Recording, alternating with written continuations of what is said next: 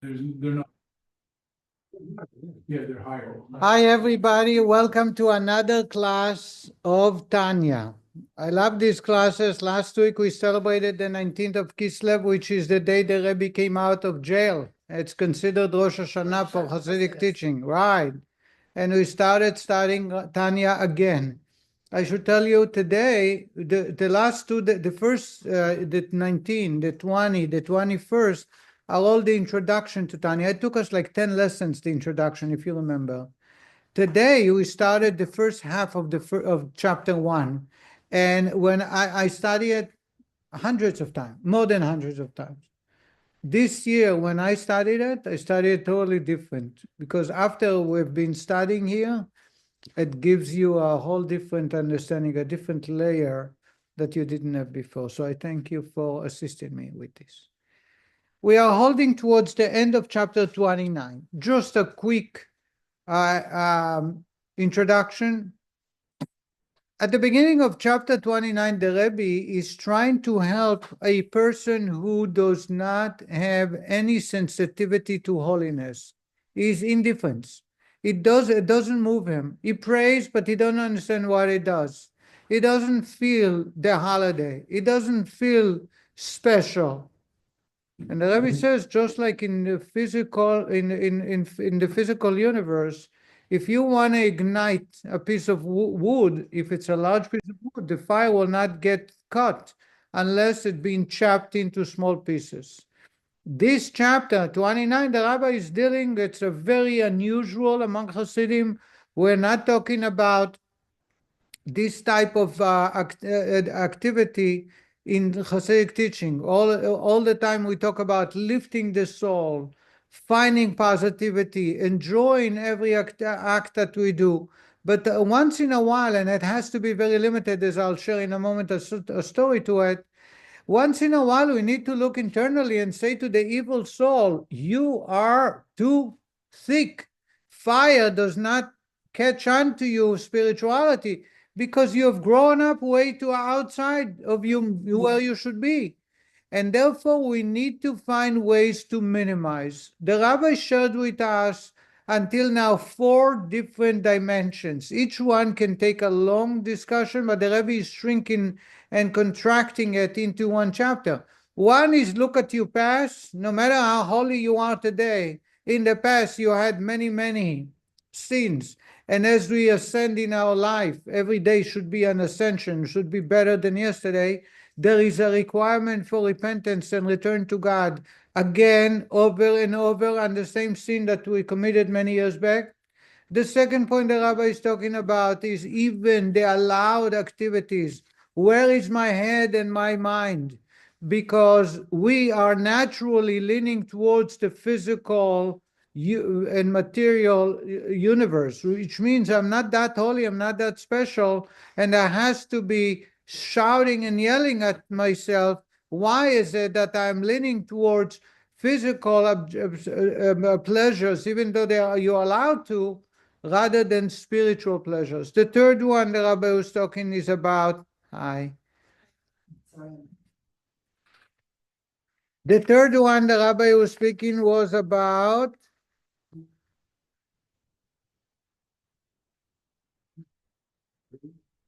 dreams. So when we look at dreams, I think we discussed that last week. Dreams, on one hand, the prophet Zechariah said that the dreams are meaningless. On the other hand, the Torah this week, last week, next week, all loaded with dreams. The name of the beginning of this week's portion is about the dream Pharaoh is having. And the idea is pretty much the Rabbi is saying that whatever you're busy with doing the day, that's what you're going to see at night. And if one takes good stock, good inventory of the way they are, what they dream about at night, it will reflect not such a good conduct during the day. And therefore, we need to work on ourselves.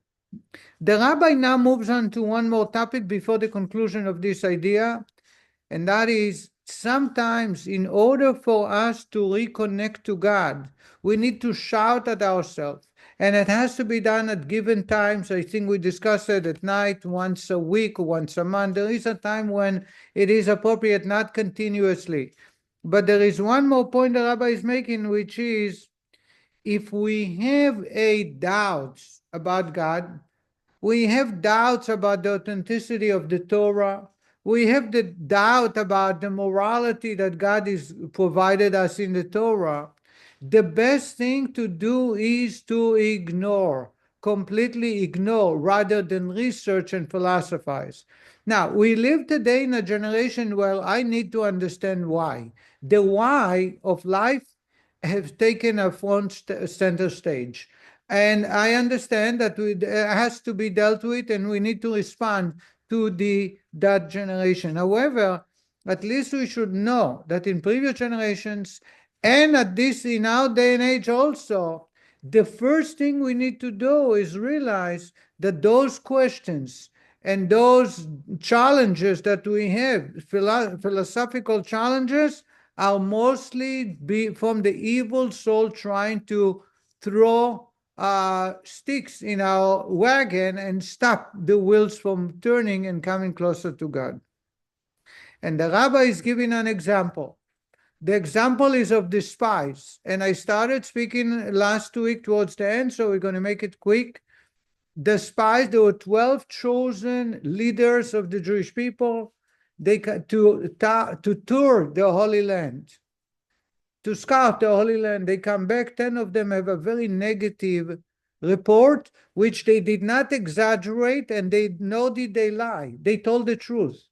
It was a very fortified land. It was impossible to conquer the land naturally. And therefore, they persuade the entire Jewish people to refrain from continuing, but rather, let's find ourselves a new leader and return back to Egypt. We would rather be enslaved than be dead in the swords of the enemies.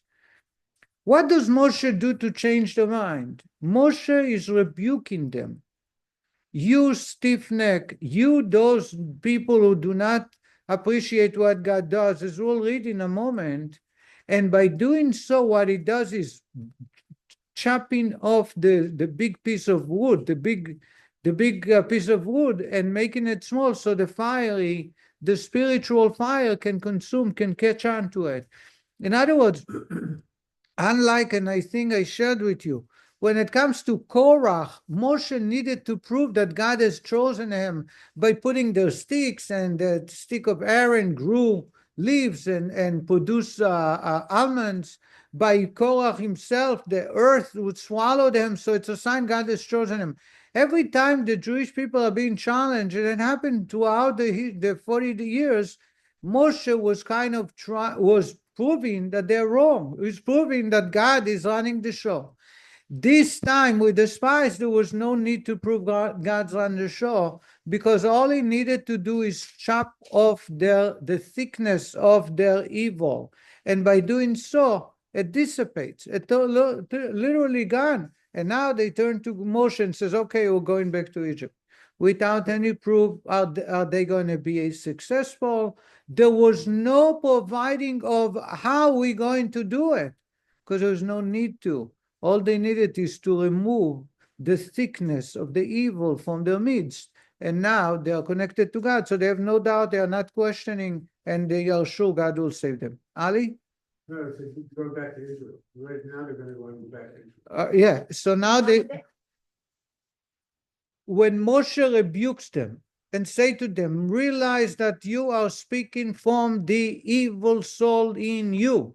And it's time for you to wake up and think and look inside and realize you're not holy people, but people who are allowing the evil to control you. They suddenly looked internally, and they realized that that's not who they want to be. And they turned to God, and they said to Moshe and says, we're ready to go to Israel. And this is what the rabbi is going to explain. I just want to share this point before we read about the spies. I think it's worth repeating over and again.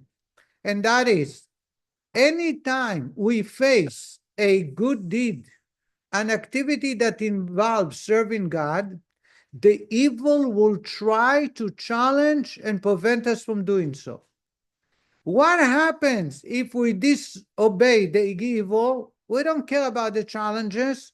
When we actually get involved in the positive activity, we look back and we start laughing. We don't even understand where was the challenge. Why were we sure or worried about certain things? There is a famous saying from a Hasidim of a village in Russia that they used to say that before they're going to travel to the Rebbe to be uplifted and recharge their spirituality, there was always challenges. You're going to get sick on the road. You have no travel insurance. The horses are not going to make it all the way. The snow is defrosting now. The roads are full of mud. There's all kinds of excuses, and to try and stop them from going. But once they reached the Rebbe's yard, the village of the Rebbe, they turned around to each other and said, where did it all come from, those challenges? And next year, when they traveled to the Rebbe again, once a year they would go for a week, they had the same challenges. From within. Well, isn't this in the same part of the story where when they left Egypt, everything was sort of provided, and then when the spies went out, this is when it was realized that God wants us to have challenges In the Holy Land. Yeah, because it's not, I mean, he expects us to live through the trials and tribulations of everyday life. That's the purpose. You're 100% correct. That's the purpose of entering the Holy Land, to mature. That's it. Until now, he remembers it. Me too. For 40 years, they were like a baby who is nurtured and carried by the mom, by God. And God wants him to grow up. And a child refuses to go to high school. He wants to stay in elementary. That's what happened there. What the Rebbe is adding is the challenges that we are facing are not for real. It's all imagination. I can share my personal experience. I do feel that I have to. There are many times I have doubts about doing something good. And the best thing for me to do is I call a mentor, someone who I trust, and they start laughing at me. And they say, that's a challenge. It's not a challenge. There's no challenge there. You have to get engaged in the positive activity. Once I get engaged in the activity, I turn back and I say, why did I even question whether I should do it or not? Where did it all come from? And then I realized it came from the evil soul, from the evil inclination trying to prevent me from doing something good. How do you defeat the evil? Not by engaging, by finding answers and solution, but by engaging in doing what's right. And that's what the Rabbi is talking about. Whenever you have doubts, and that's the story of the spies. With the spies, all he did is chop apart the evil, the desire to stay away from God. After which there is no need to justify and explain how they're going to conquer, how will they survive a strong army with cities that are very fortified. It's a non-issue anymore because God is with us. There was I'm going to show you some stories to that point because I do think it's very important. There is a Chabad rabbi in Buffalo, New York, in the University of Buffalo. Rabbi. Oh, okay. In the University of Buffalo, Rabbi Gurari, Nosson Gurari, very well known, very famous rabbi. And he was able to connect with a Jewish student, a young student, and be in touch with him. Unfortunately, that student got involved with substance abuse. And he left college. He couldn't keep it. It wasn't for him. And he moved to New York. One day, the student calls the rabbi frantically And he tells the rabbi, Rabbi, either you prove to me there is a God or I'm ending my life. At this point, I'm going to end my life unless you can prove me there is a God. The man had doubts. The rabbi was shocked. He didn't know what to do. So the rabbi turned to him and he says, the only one that can answer you and prove there is a God is the Rebbe. So why don't you go and visit the Rebbe before you make a decision, before you end your life? Go to the Rebbe. And the man said, sure. So the Rabbi Gurari had a relative in Crown Heights, and he put him in touch with that student, the student with that relative, and he told the relative to assist him in going to the Rebbe. The relative of Rabbi Gurari goes with the student to 770, and he wants to speak to the Rebbe, but there is no, it's impossible. The Rebbe is busy, the Rebbe is in his room, you can't. So the relative tells the student secretly, don't ever reveal what I'm sharing with you because they're gonna punch me. They're gonna hit me if I say that to you. But when the Rebbe comes home in the morning, he's getting out of the car and he's walking up towards his room. Stand by the railing there. There is a pathway, a short pathway. When the Rebbe comes, ask them the question to prove to you there is a God, but don't ever reveal that I gave you the idea. The student goes, and as the Rebbe comes in, he says, he turned to the Rebbe and he says, good morning. And the Rebbe turned and smiled at him. And he says, Rebbe, I need to know where God is. And the Rebbe says, God is everywhere in emotions, up, down, up there, down here, everywhere. And the young boy says, Rebbe, I'm very, very serious. I really need to know where God is. And the Rebbe says, if you want to know seriously where God is within you, in your heart. And the Rebbe pointed into his heart. That's where God is. And the man says he doesn't know what happened, but he suddenly felt, he realized that God, instead of searching outside, you find him within. And he ran to synagogue and he cried and cried and cried. And his life completely turned. All the years when he shared that story, he says that all the doubts that he had, prove me there is a God or I end my life, it was, so to say, a facade. You don't need to prove there is a God. You need to know, you need to just connect with God, and then you don't have to have anybody prove to you. Another story,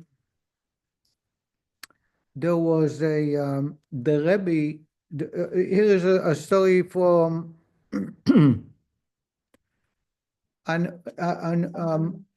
for many generations ago.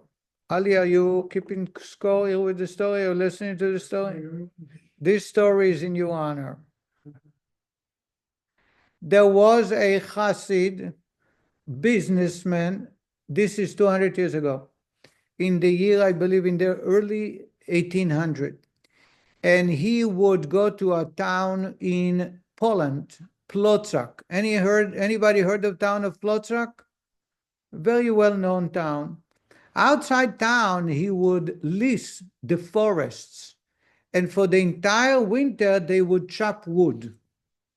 And he would, by leasing the forest, the wood that he chopped, he would go and do furniture, sell for fire. He will do whatever. So for 3 or 4 months of the year, he would be out of his house in Plotzak. And what does a Chassid do at night? At night, he goes to synagogue to study. You can't afford fire in the place where you rented. In synagogue, there was a big flames for people to come and study. Everybody had a body to study with. Everybody, usually when you study Torah, you study with a body. Except this Chassid, he was a stranger. He just arrived in town, so he had nobody, so he studied by himself.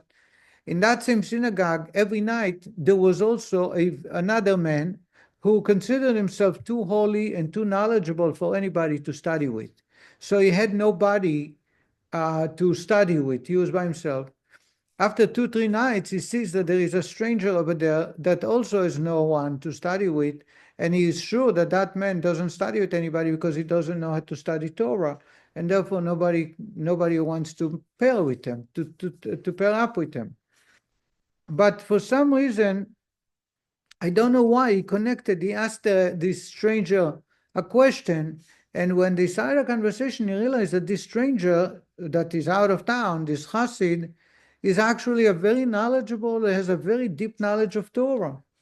So he turned to him and he says, "Can you become my body to study Torah? Every night you come here. There's no movies to watch. You don't go to weddings. There's no funerals, because all that is done during the day. At night, everybody is either at home sleeping or they study Torah. So you mind every night to pair up?" And the Chassid agreed. Over time, after a couple of weeks, they became very close. This man, the local, turned to the Chassid and he says that he has a lot of philosophical questions on God. He has a lot of difficulties understanding God, prove there is a God, prove that God gave us the Torah, why does God care? All kinds of philosophical discussions. And the Chassid would be very patient with him and answer him every single question and accommodate all his doubts, so he's much more comfortable when he goes home to sleep. And the next morning, he was contemplating about his relationship with God and had new ones. And at night, they would study a little Torah and then have a conversation over philosophy, and the Chassid will be able to accommodate him. And so it went for about a couple of months. 3 months go by, and the Chassid is about to return back home for Passover and for the rest of the year. He turned to this guy that he's studying with, and he says, tonight, in the next 3 nights, it's going to be our last time of studying, after which I'm going to back home. I'm not sure if I'll be here anytime back, so thank you very much for being my body to study. This local turned to him and he says, "I'm going to miss it so bad because I reconnected to God on such a good, deep level, just thanks to you, because I couldn't share my questions on God with anybody. And you were able to. Now that you're going to be gone, how am I going to manage?" And the Chassid said to him, "You can go to visit my Rebbe. My Rebbe can help you with philosophical doubts." And he left him. Came the holiday of Shavuot. This Chassid goes to visit the Rebbe. It's the third Lubavitcher Rebbe, the grandson of the Alter Rebbe, the Tzemach Tzedek. And as he's there, entering the synagogue, hi, hello, meeting friends, etc., somebody is tapping on his shoulders. And he's looking back. He doesn't recognize the man. And the man says, "Oh, you don't recognize me?" He said, "No, I'm the guy that you used to study in Plotsk and that you advised me. I became a Chassid. I have long beard. I have a black hat. I'm the whole garb. That's why you don't recognize me." So the Chassid turned to him and he says, "And what happened to all the philosophical doubts that you had?"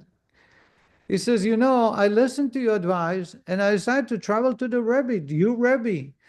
When I came to the Rebbe, I came to ask for a blessing, and then I turned to the Rebbe and I says, I have loads of questions and it bothers me and it disturbs me in my relationship with God."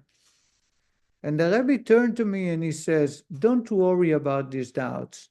Abaye and Rava were gigantic sages that appear almost in every chapter of the Talmud.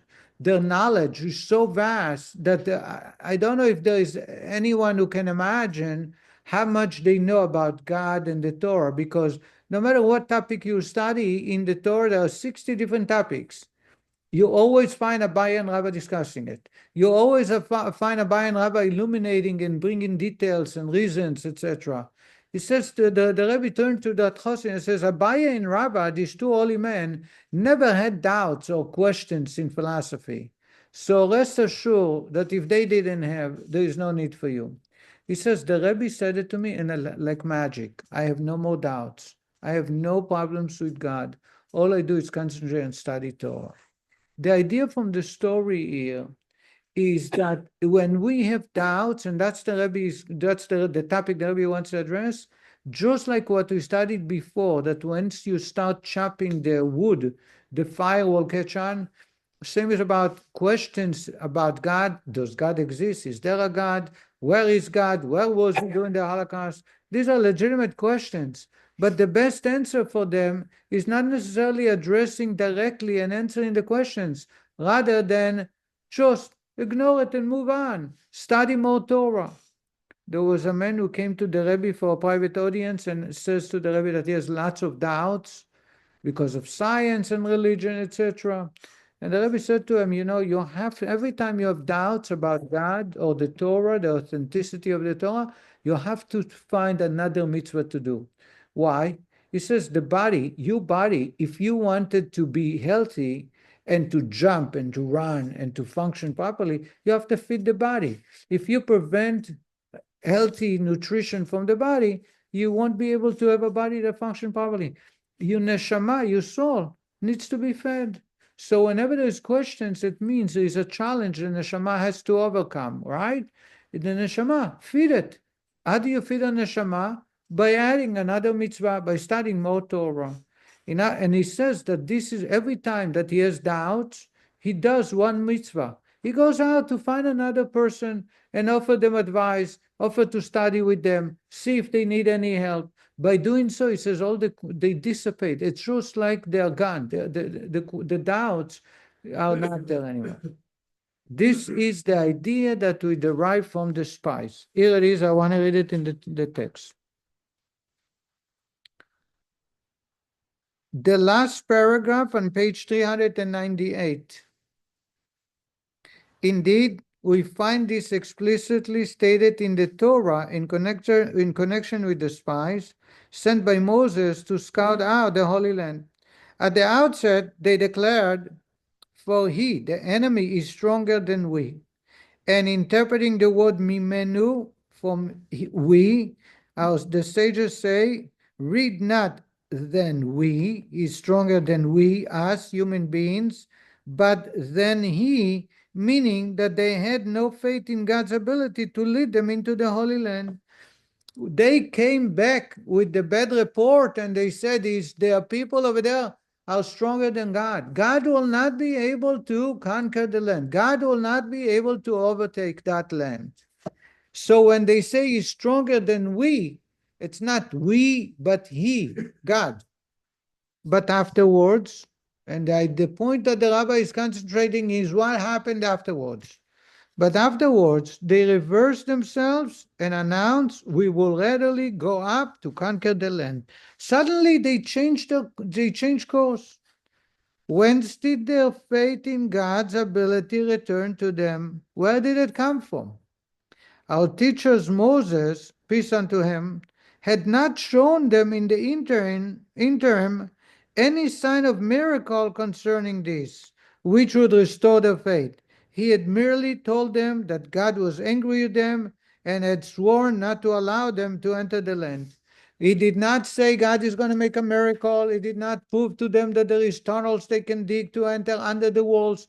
He just said to them, God is so angry with you, and therefore he's not going to let you to enter the Holy Land. And that's what made them turn around and says, okay, we want to go. What value did this divine anger and oath have to them if, in any case, they did not believe in God's ability to subdue the 31 kings who reigned in the land at that time, for which reason they had no desire whatsoever to enter the land?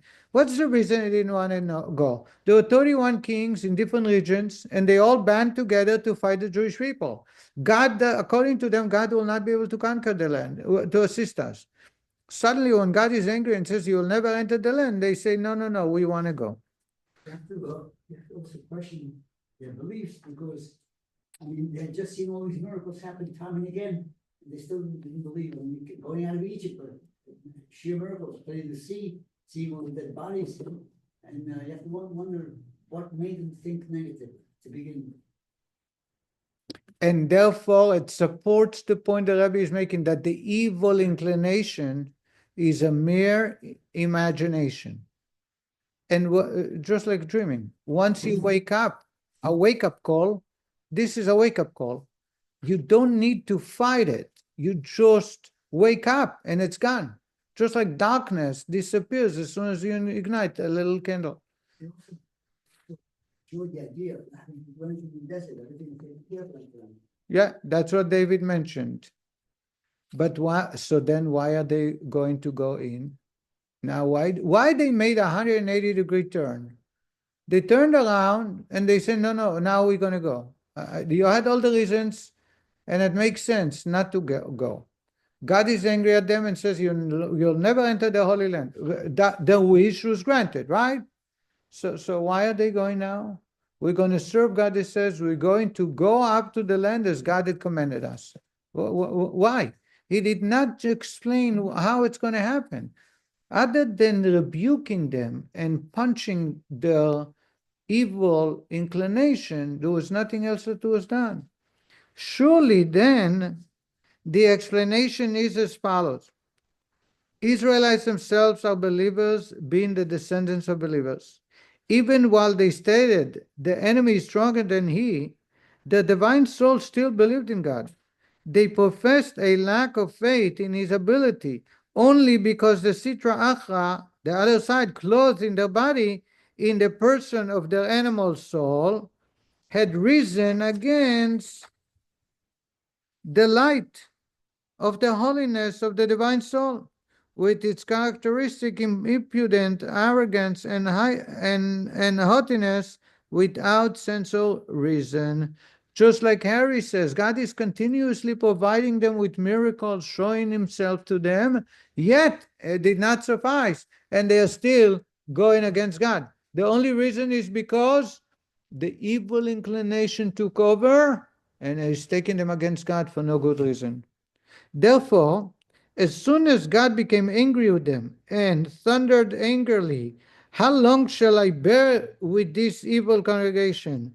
Your carcasses shall fall in this wilderness. I, God, have spoken. I will surely do it unto all this evil congregation.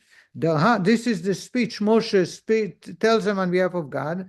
The heart was humbled and broken within them when they heard these stern words, as it is written, and the people mourned greatly.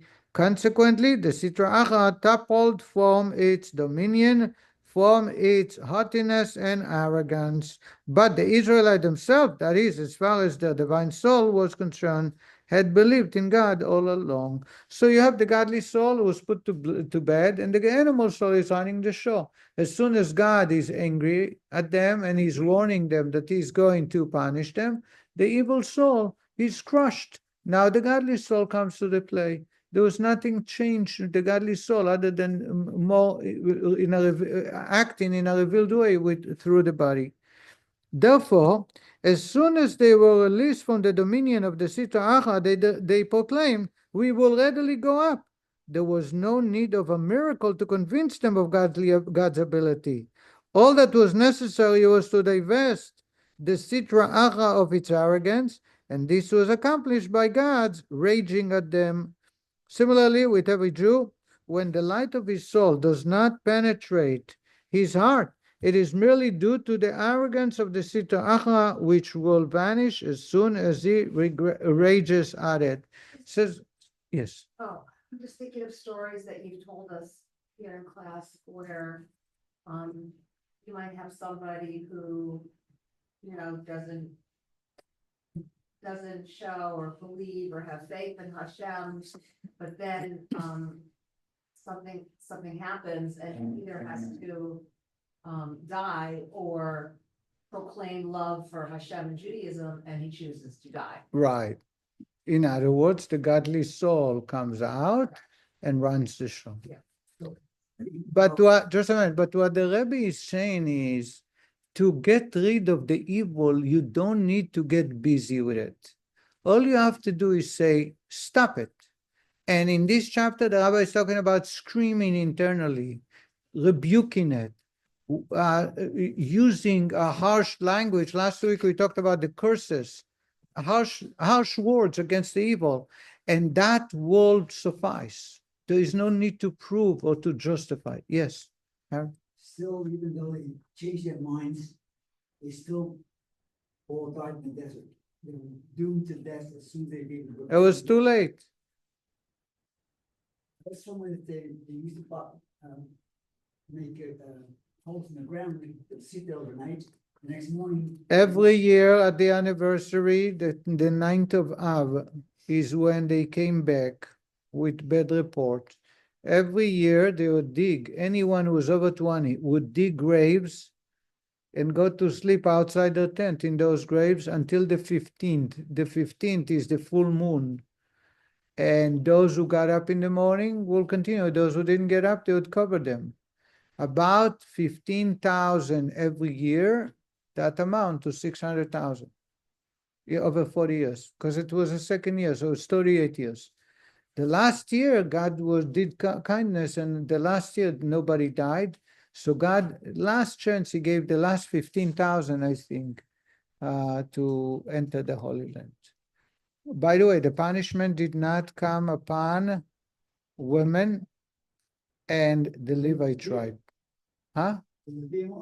Levite tribe and the women. They did not congregate, they did not ganged up against Moshe about not refusing to enter.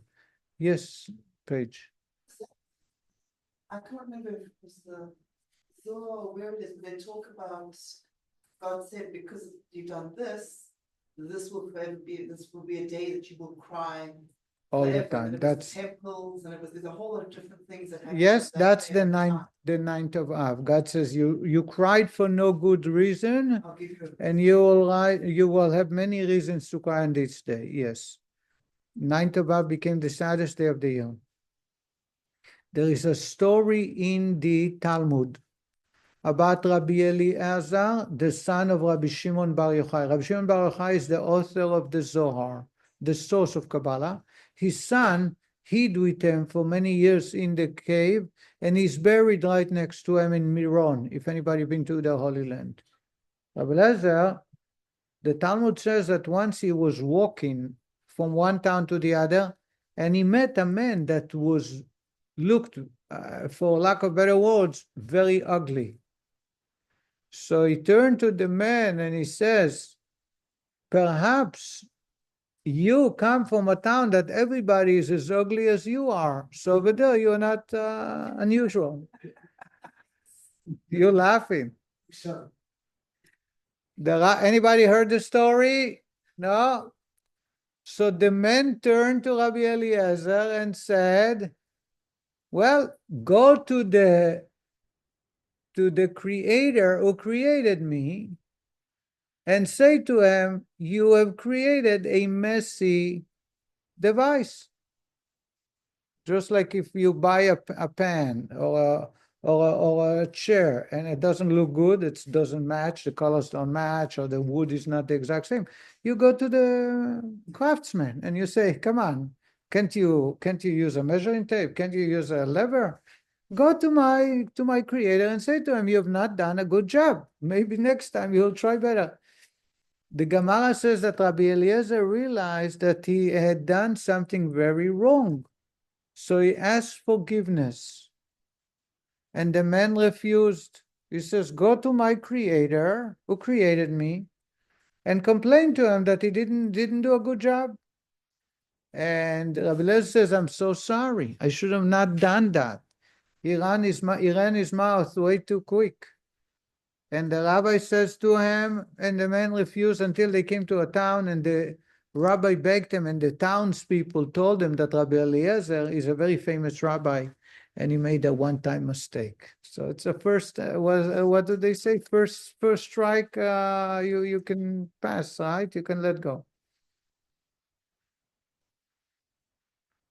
The Rebbe, the Lubavitcher Rebbe, is asking, what's going on here? A rabbi to speak in such a inappropriate way, and then the rabbi has to ask forgiveness from the guy. Well, something doesn't make sense here.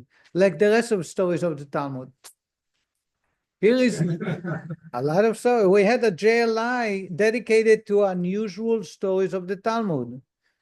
Very, very unusual stories, and the depth of the Torah is hidden. The gems are in those stories. So the Rebbe explains it in the following way, which is very, very well connected to our discussion. The Rebbe says that Rabbi Eliezer was a Kabbalist, and spiritually he can look at a person and see his character, whether it is a positive character or it's not so. And he saw a man that not just physical features were not well put together, but his spiritual character. The man had way, way too much that was negative. And Rabbi Eliezer wanted to wake him up, to shake him off the evil, so he should change his conduct. So he turned to him and says, look how ugly you are. Look how you engage in activities and the way you live your life. It makes your soul stain so heavily that it doesn't look good. It's an embarrassment. What does the man answer him? He says, let's go to the Creator who created me. In other words, for the context of our discussion, the Rebbe goes through much, much more details. The man woke up in his faith to God. He says, don't forget, I believe in God. If I believe in God, it's sufficient to have a very beautiful soul. And Rabbi Eliezer realized that no matter how evil he is, the evil soul have taken him, how dirty and dark the godly soul is, it is still connected to God. Because the first thing he said is, go to God, talk to God who created me. By doing that, by answering him, he reminded Rabbi Eliezer not to judge a person just by their conduct. He told what he told Rabbi Eliezer is that I look like I'm a sinner. I look like I don't know how to treat people with respect. I look like I don't know how to serve God, but that's not me. That's my evil soul. My godly soul was created by God, and it's there by me, just like by you. So Rabbi Eliezer realizes it, and he says to the man, please forgive me, because I judged you unfavorably. And the man refuses, because he wants to teach Rabbi Eliezer a lesson. So he shouldn't be so quick to judge people just by the way they conduct themselves, just by the way they look on the outside. And by taking his time and Rabbi Eliezer begging, it made Rabbi Eliezer realize that in the future he should never judge people so quick. I don't know, but for a while, they walked to a town. He asked him for a long time until they reached that destination, that town. First, that's not so simple to ask for 3 times. I wish you'd study Rambam about the 3 times. It cannot be done the same day. It cannot be done by the same person. Each time it has to be for another reason. I think I shared with you, there was a member here who offended many people. And one time he offended an individual, and I turned to him and I says, you cannot do that. He says, okay, I'll ask him forgiveness with a smile. I says, don't ask forgiveness that way. He says, wait, the Torah says. He comes back, he ran after him to the parking lot, he comes back, he says, I asked him to forgive me. He said, no. I asked him 2 more times. He said, no, and that's it. I don't have to do anything. And I said to him, this is totally against the Torah. You ask the Rambam rights, code of law. I studied. You have to ask one time and beg for forgiveness for a reason, that you will never repeat it, that you regret what you have done. And the person said, I'm so sorry, but it's too painful. I don't want to forgive you. You have to wait at least a day and then send somebody else and then find another reason why you're asking forgiveness, to prove that you're not going to repeat, to prove it's not going to hurt the offendee. If that didn't happen, you have to ask again, wait another day and send somebody else and find another reason why you ask forgiveness. Only then you can say, I've done my share. I wish you would be kind to me, and you don't have to ask continuous. But you cannot just say, I'm great. I asked for 3 times. Now it's the sin is on him. It doesn't work like that. Okay, let's continue. From here, I want to learn. Oh, we're finishing off. Thank God. A long chapter. It's a long chapter. Amen. Page 401. Every person in whose mind there occurs doubts concerning faith in God, any philosophical question, can deduce from this episode of the spies that these doubts are nothing but the empty words of the Sitra Achra, just like darkness, which raises itself against the divine soul, but Israelites themselves are believers. Furthermore, the Sitra Achra itself entertains no doubt at all concerning faith. As explained in chapter 22, the Klippa, the Sitra Achra, the evil, in its spiritual state, that is, when not clothed in the human body, does not deny God sovereignty. It has merely been granted permission to confuse men with false and deceitful words in order that he may be more richly rewarded for mastering it. We studied it before that God is giving someone a test to overcome to be rewarded. In other words, even the evil soul have no doubt about God, but they will come and try to cast doubts so that we can overcome it and destroy it, not by fighting it, not by finding explanations, but by just doing what's right. In this, it is similar to the harlot who attempts to seduce the king's son through falsehood and deceit with the king's approval. As in the parable narrated in the Holy Zohar, we spoke about that. The king wants to see the character of his son, so he's sending a harlot to try and seduce the person, and if he can overcome that temptation, then he knows he deserves to rule after he's gone, after the king is gone. So this person is going after the son's king, the prince, not trying to make him sin to give in to his temptation, but with the hope that he will overcome the temptation and not be seduced. The parable: a king hires a harlot to seduce his son, so that the prince will reveal his wisdom and resist in her wiles. The harlot herself, knowing the king's intention, does not want the prince to submit to temptation. Similarly, with the Sitra Achra, it is merely fulfilling its God-given task in attempting to lure men away from God, but actually desires that men resisted, thereby earning a greater reward. However, this is true only of the spiritual Kalipa, which is the source of the animal soul. The animal soul and evil impulses clothed within men, on the other hand, are truly evil, and their unequivocal aim is to entice men to do evil. So the evil soul, before it enters the body, is connected to God, knows God, no doubt. Once it enters the body, it starts casting doubts and making men go away from God. It's an internal conflict. It does a never-stopping conflict. That's it. In the context of the parable, this may be described as follows.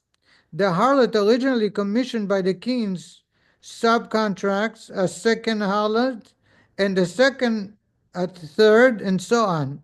As the actual executor of this mission becomes successively further removed from the king, the original intention is lost, and finally the prince is approached by a harlot who has her own intention in mind, not those of the king, as she attempts to seduce the prince. In any event, we see that any doubt one may have concerning faith in God are merely the empty words of the Sitra Achra. The soul within every Jew, however, believes in God with a perfect faith. So just let's summarize. The king wants to prove the character of the prince, and therefore he hires a harlot to tempt the prince. But he wants her to hire somebody else so that she will do a good job. She will work hard on it, knowing that if she's successful, the king will be very disappointed. So therefore, she has to appoint someone, and that one appoints a third, and a second, and a third. The third one is just for the job to try and seduce the prince, not knowing that the real success would be if the prince will will succeed in not succumbing to the temptation. And that's the exact same thing. The harlot is the evil inclination. All you have to do is, I'm not in to do this because that's against God. And by doing so, the harlot goes away, because the harlot is hired just to try and seduce, but once unsuccessful, it's disappeared. So again, we have the rabbi, as I mentioned, talked about 4 points. One is about our past, second about teshuvah, second about misdeed, Third is about good deeds that we are doing in worldly matters. And fourth is about dreams. The rabbi concluded the last part about doubts in faith in God, philosophical doubts. If one is facing philosophical doubts, the best thing to do, according to Hasidic teaching, is to do more Torah and mitzvot and to yell at the evil and say, please do not disturb me from serving God, and it will dissipate, just like with the spies. As soon as Moshe rebukes them and warns them against about the punishment about to fall upon them, they all run away from the evil runs away from them, and they become holy people again. This chapter, we just concluded chapter 29. It's all about internally. I have an internal conflict between my godly and animal soul, and the animal soul is just a whole imagination, a facade that can be removed just by simply getting busy with positivity. Next chapter, the rabbi is going to deal about between me and someone else. How do I deal with challenges when I'm facing another person who is trying to tempt me, who is trying to stop me from doing good? How do we do that? Until now, we talked about screaming and yelling, using harsh language against myself. But when it comes to somebody else, it is forbidden to do so. How do we deal with that situation? And God willing, next week, during the holiday of Hanukkah, we'll continue chapter number 30th. Thank you so much, everybody. Thank you, Rabbi. And we'll meet again next week, Bli Neder. Good night, everybody.